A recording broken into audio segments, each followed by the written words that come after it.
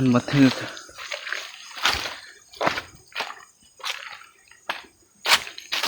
โอ้ทุกคนถึกทุกคนว้าว my goodness ว้าวทุกคนตัวเดียวบ่คิดเลยว่ามันจะถึกทุกคนกว่าจะถึกโมเมนต์ของง่ายเลยนะ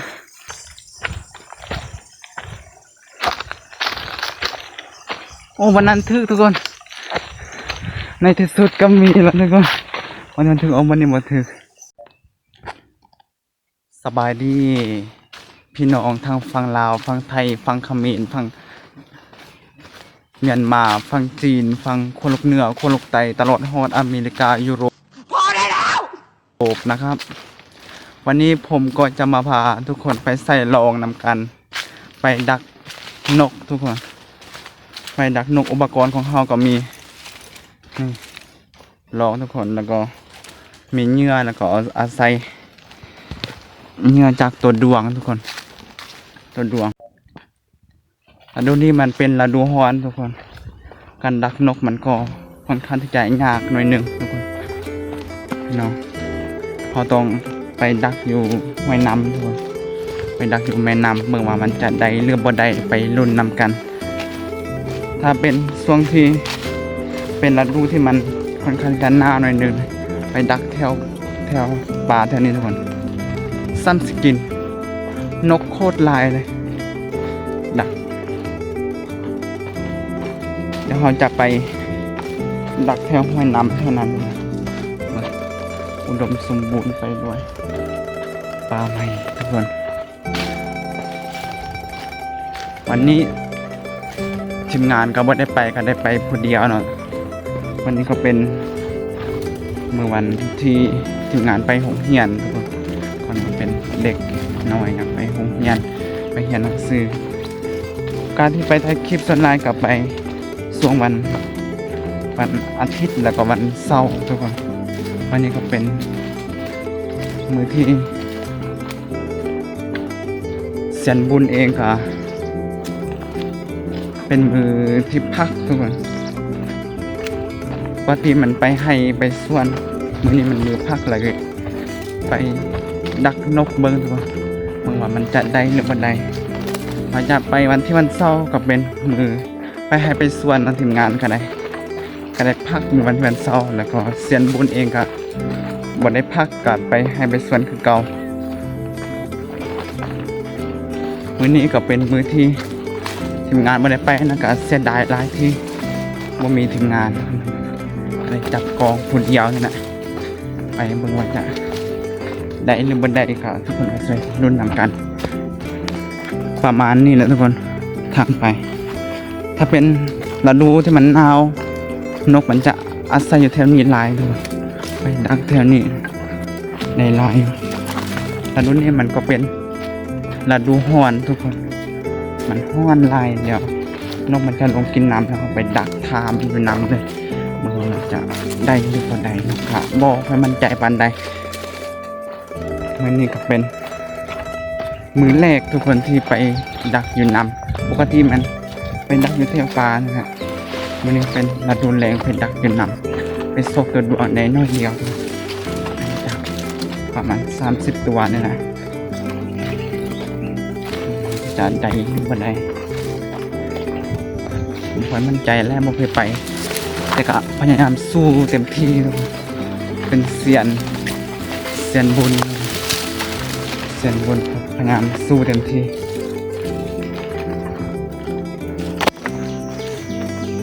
ถ้ามีเวลาหรือว่ามีโอกาสหน้าจะเฮ็ดคลิปไป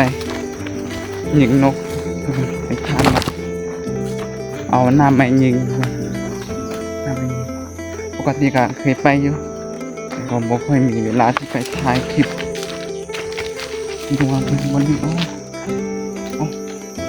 นกลงกินน้ำเลยทุกคนนกมันลงไปก่อนนะว้าวมันนกลงกินน้ำเลยเสร็จโจรบนที่เขาอาศัยในการ ทานนกแล้วก็ยิงนกมันก็จะกินน้ำแบบนี้นะเนี่ยประมาณนี้นะทุกคนคลิปหน้าหรือว่าโอกาสหน้าถ้ามีก็จะลองเฮ็ดบ่นกกินได้เนี่ยมัน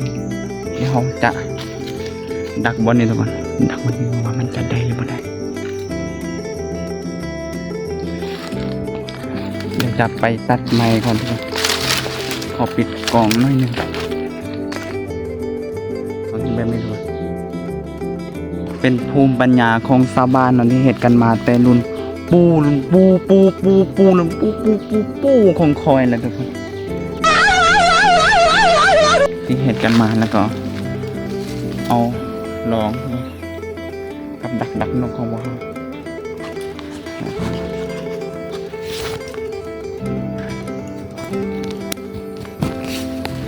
ไปเห็นบ้างเนี่ยทุกคนใส่บ้างนี่นะครับเอาเนื้อทุกคนเอาเนื้อแล้วก็เอาตัวดวงนะครับ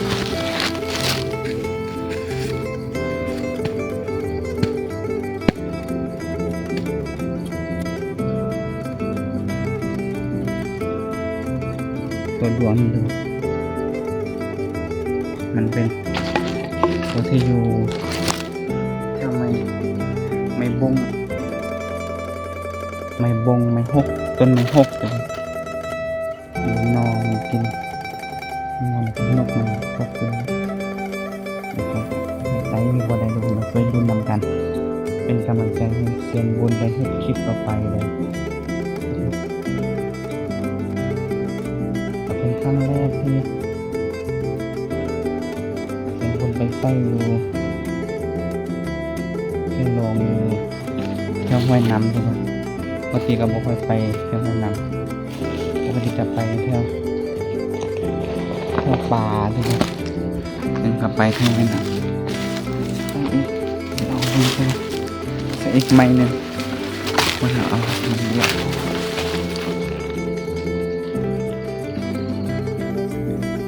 ไปเดี๋ยวเป็นเบื้องไม้ต่อไป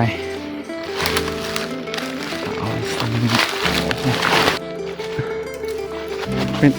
ภูมิปัญญาของชาวบ้านนั่นที่เห็นกันมาแต่รุ่นพ่อรุ่นแม่รุ่นลูกรุ่นหลานเฮาก็ต้องไปสืบทอดนั่นนี่ครับบางทีบ่ต้องอาศัยปืนเป็นยิงทุกคนมันจะกินน้ำเท่านี้ลักษณะเป็นยังไงวันนี้มันเหมาะที่จะไปทานนกเลี้ยงวันนี้เดี๋ยวเขาจะมาใส่ไม้ที่3ทุกคนลองดูประมาณนี้กันที่เอาไม้ผ้าเครื่องแล้วก็วางแบบนี้มันเป็นภูมิเป็นวิธีชีวิตแบบไทยบ้านทุกคนแบบชาวบ้านเฮ็ดกันมาแต่ต้นนานมาแล้วนะทุกคนเพื่อให้นกสะดุดตาทุกคนให้มันสะดุดตาก็เลยผ้าเครื่องไปเป็นสีขาวแบบนี้ตัวอย่างถ้าเราขับรถไปบนที่เราเคยไปมันเป็นหญ้าตึบทุกคนแต่มื้อนึงถ้าเราขับรถไปแล้วมีผู้ที่ไปทางหญ้าเท่านั้นเราต้องสะดุดตาต้องไปเลี้ยวเบิ่งทุกคนต้องสะดุดตาแน่นอนตัวนี้ก็คือกันนกมันสะดุดตามันเคยไปมันบ่เคยเห็นทีนี้มันเห็นมันสะดุดตามันเลี้ยวเบิ่งแล้วก็เห็นเหยื่อตัวนี้เห็นตัวดวงเลยตัวดวงแล้วมันก็จะถอดกินหรือว่ามันก็จะคือเมื่อว่ามันจะได้หรือว่าได้ค่อยกับบ่ค่อยมันใจผ่านได้ทุกคนแต่ก็ต้องสู้ตัว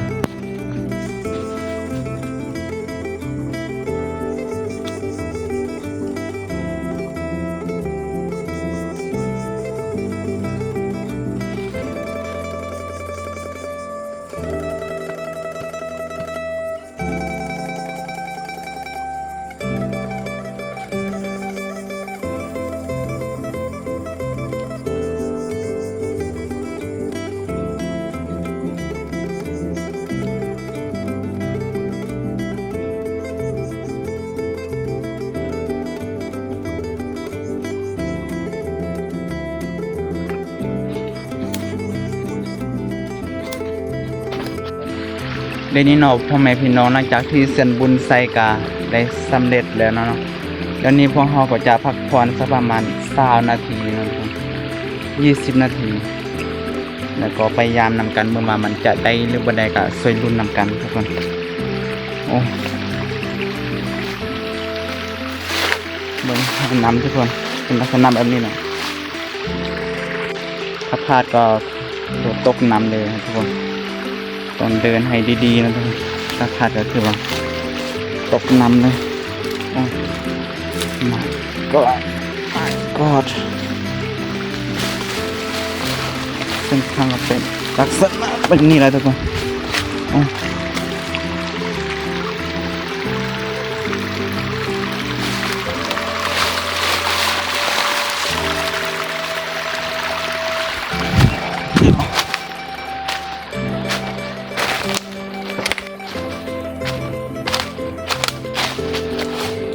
จะพักผ่อนประมาณ20นาทีเอาทุกคนแม่พี่น้องพักผ่อนแล้วก็จะพยายามนำกันว่ามันจะได้หรือบ่ได้ถ้าให้รุ่นนำกัน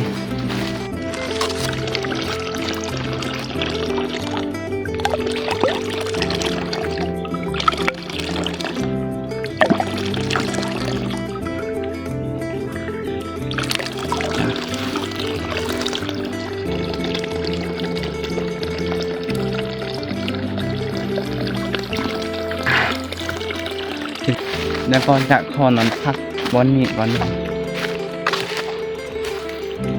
ต้นไม้ใหญ่ผมสบาย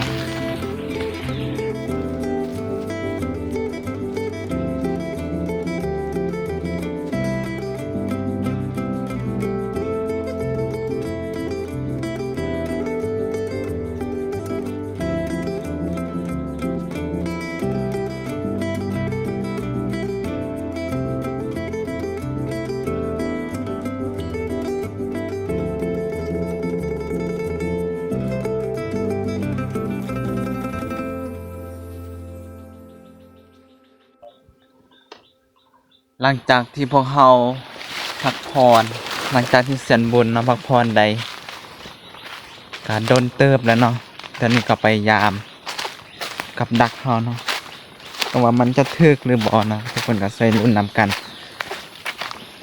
ก็ตอนเว้าตอนไปยามผมก็เสียนบุญเองก็จะบอกค่อยๆเนาะทุกคนยานนกมันจะกลัวทุกคน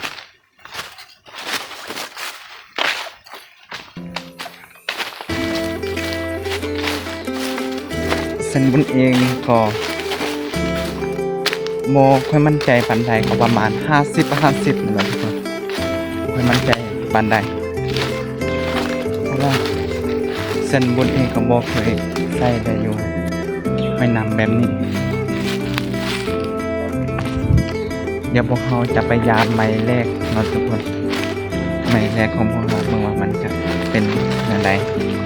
จะได้การทำนั้นสวยรุ่นนำกันว่ามันจะได้หรือบอเนาะเส้นบนเองก็โมตั้งใจทำว่าได้เป็นคนที่หาคุณเก่งนะครับเป็นเสียงแบบธรรมดาเนี่ยว่ามันจะได้หรือบ่ได้เส้นทางมันนี่นะทุกคนมันที่มันจะลำบากที่สุดในการขึ้นนะทุกคน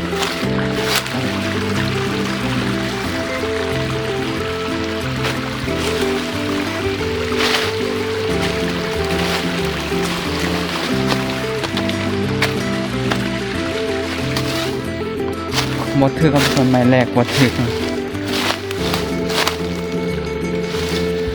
ก็บอกเป็นยังนะรุ่นใหม่ต่อไปนะครับไม้ที่สองมันจะถือหรือบ่ไม้ที่สองหมดถือทุกคน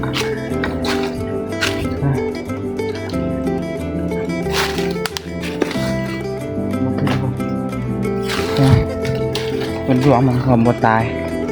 ไปมาทางไหนเรื่องไงสาบ่มั่นใจแล้วทุกคนมันน่าจะรู้นี่นะ ก็เดี๋ยวพวกเราจะไปยามต่อเลยทุกคนเบิ่งว่ามันจะเป็นยังไงเมื่อกี้ก็เห็นนกมันลงเนาะแต่ว่ามันบ่กินทุกคนบ่ฮู้เป็นหยังเส้นบุญเองก็บ่ฮู้นะก็บ่เคยใส่อยู่แม่น้ำแบบนี้เนาะวันนี้มันก็กินอยู่ทุกคนมันก็กินอยู่แต่ว่ามันกินน้ำมันบ่คือกับดักเขาทุกคน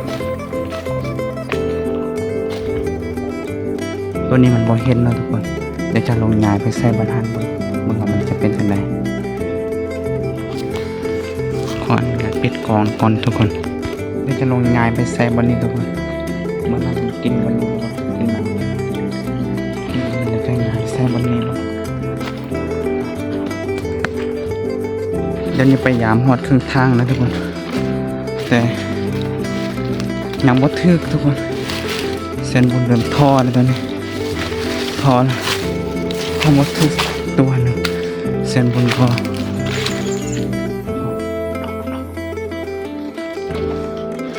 เมื่อถ้าว่ามันบ่ถึกจักตัวหนึ่งเส้นบนก็จะเอากับดักแล้วก็กลับบ้านเลยทุกคนเส้นบนบ่ได้เอาเข้าเอานำไปเลยไม่ได้มันคิดว่ามันจะทึกนะแต่มันบ่ทึกทุกคนมันก็ลงมาอยู่แต่ว่ามันบ่กินทุกคนมันบ่กินเนื้อของเราถ้าว่ามันบ่ทึกสันพุ่นก็จะกลับบ้านนะทอแล้วทุกคนแต่บ่เป็นหยังทุกคน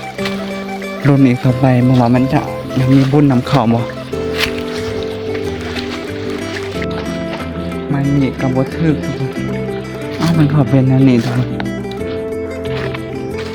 ทึก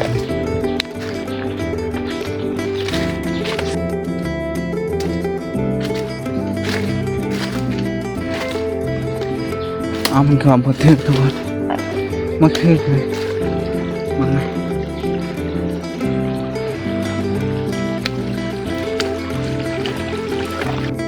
เส้นบุญเริ่มบ่มั่นใจแล้วทุกคนตอนนี้มันรู้สึกว่ามันน่าจะบ่ได้นะ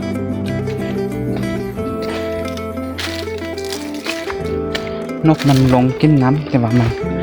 บ่กินเนื้อมันบ่ถือกับดักเฮาทุกคนมันบ่เห็นบ่หรอกมันบ่เคยกิน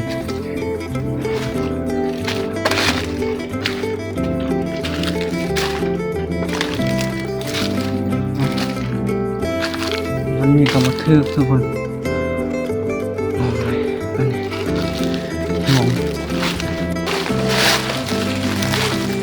นกมันมีลายเลยโอ้ตกใจตัวกระปอมที่จริงนกมันมีลายแต่ว่ามันกินแต่น้ำบ่กินเนื้อทุกคนบ่กินเนื้อที่เส้นบุญเอาใส่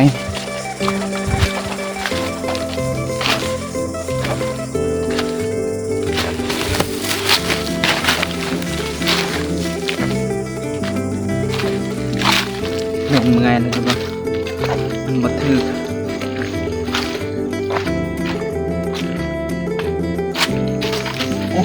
ทุกคนถึกทุกคนว้าว my goodness ว้าวทุกคนตัวเดียวบ่คิดเลยว่ามันจะถึกทุกคน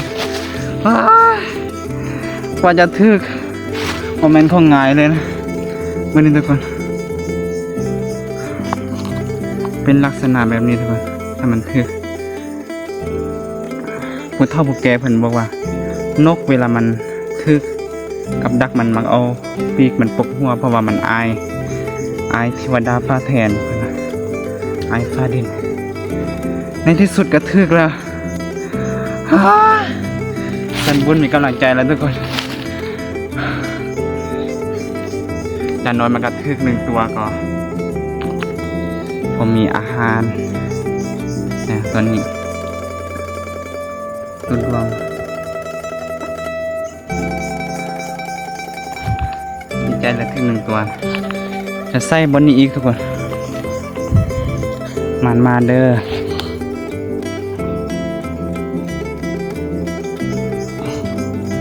ท กันทึกก็เป็นลักษณะแบบนี้ทุกคน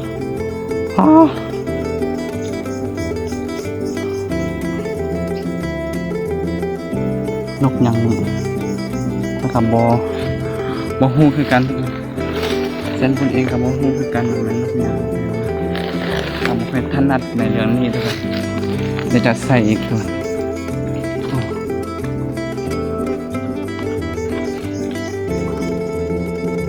ในที่สุด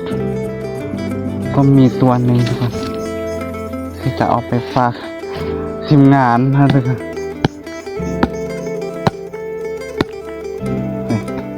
เงื่อหมดแล้ว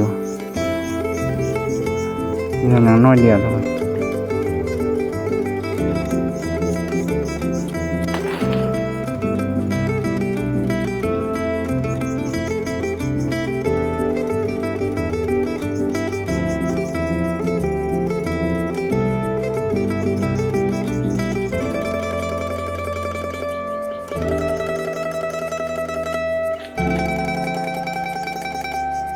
มันเป็นลักษณะแบบนี้มันมีทุกใส่อีกตัวมันจะเกิดอีกเส้นบุญเริ่มมีกำลังใจแล้วทุกคนในที่สุดว่าอย่างใจตัวหนึ่งก็ยังดีนะทุกคนมีกำลังใจแล้วทุกคนไปรุ่นโตอีกจะได้กี่ตัวมาเด้อ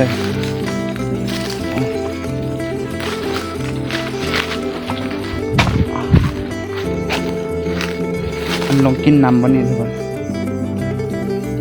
มันน่าจะหนังบนนั่นเห็นกับดักอยู่ฮะเดี๋ยวไปรุ่นอีกทุกคนว่ามันจะได้กี่ตัววันนี้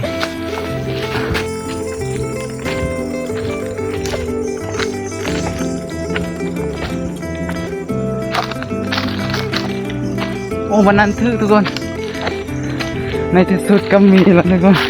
วันนั้นถึงวันนี้หมดทึกว้าว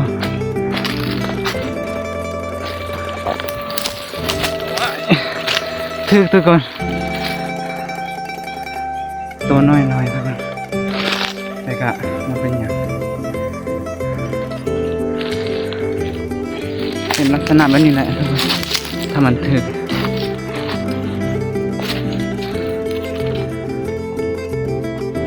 หลังจากที่ไปยามครั้งแรกก็ได้สำเร็จแล้วนะครับได้เสร็จสิ้นไปแล้วก็ได้นก2 ตัว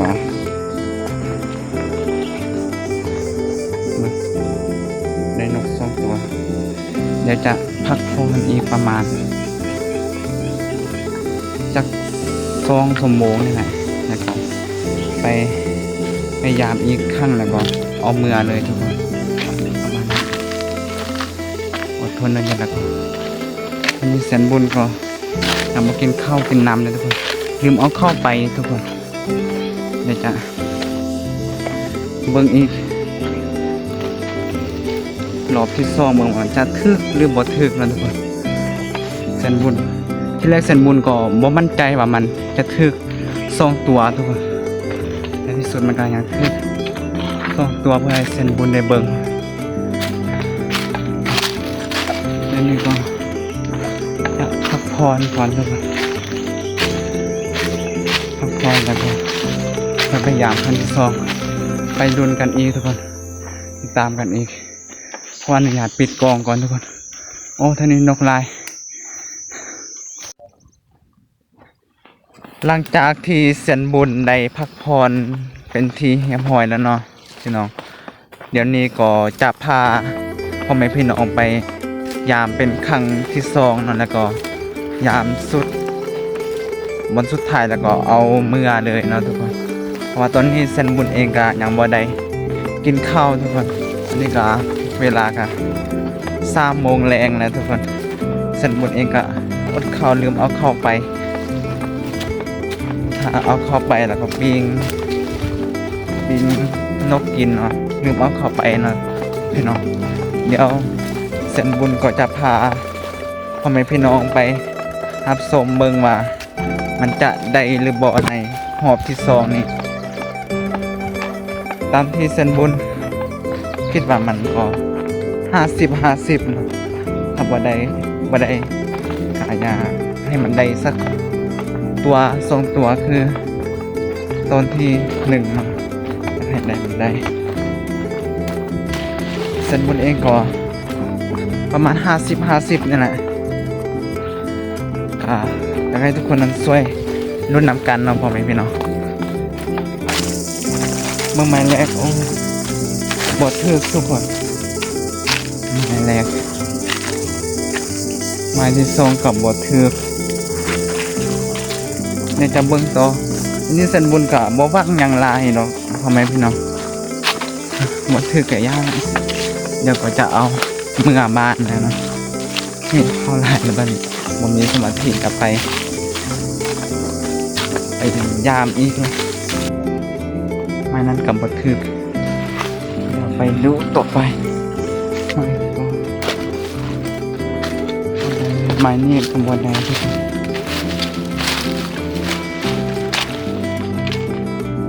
โอ้มันกินน้ำเมื่อกี้แต่ว่ามันบ่กินตัวดวงมันกินเนื้อมันคนมันทุกคนคนนกวันนี้เหมาะดีเลยกับการไปทานนกใหญ่แบบนี้กินน้ำมันเสียดายครับจะมาเก็บพักหลังกันนะทุกคน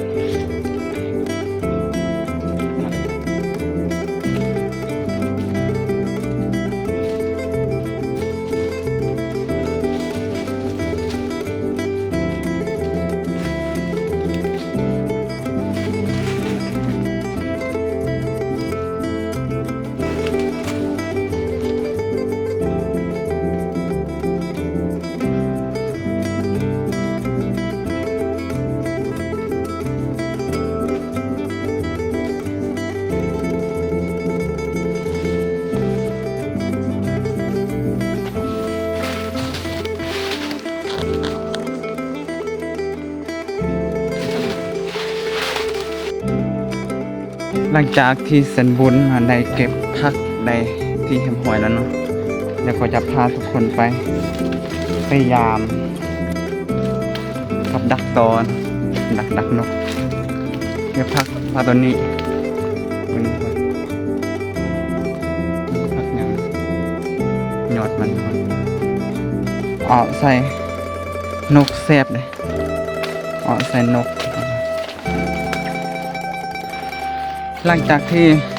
เส้นบุญพยายามรอบที่2ได้สิ้นสุดแล้วเนาะได้หมดเป็นที่เรียบร้อยแล้วเดี๋ยวต่อไปเส้นบุญก็จะกลับบ้านแล้วนะทุกคนวันนี้เส้นบุญก็ยามเรียบร้อยแล้วก็จะกลับบ้านวันนี้อาจจะบ่ได้ไล่แต่ก็ได้บรรยากาศดีได้บรรยากาศที่อยู่ในป่าในดงอยู่ห้วยน้ำลำเซที่เย็นสบายเนาะอาจจะไม่ได้นกลายแต่ก็ได้ส่งตัวกับพอกินนะเนาะได้เก็บผักอีกแล้วก็ได้ส่งตัวนะนกส่งตัวแล้วก็ได้เก็บผักอาจจะไม่ได้ไล่แต่กับได้บรรยากาศได้ไปเฮ็ดไปหาของกินนะก็ได้ถ่ายบรรยากาศให้พ่อแม่พี่น้องได้รับชมนะ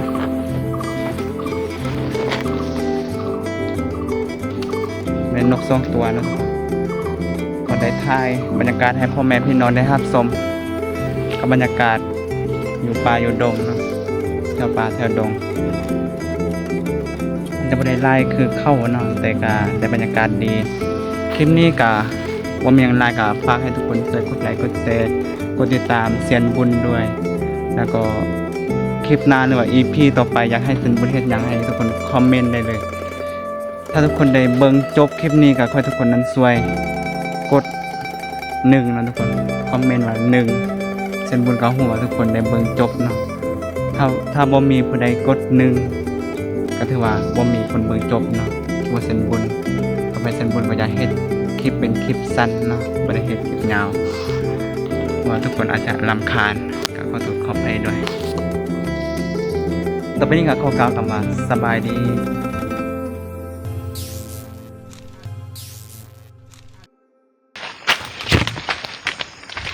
ทุกคนหลังจากที่เสียนบุญกูกับดักเนาะ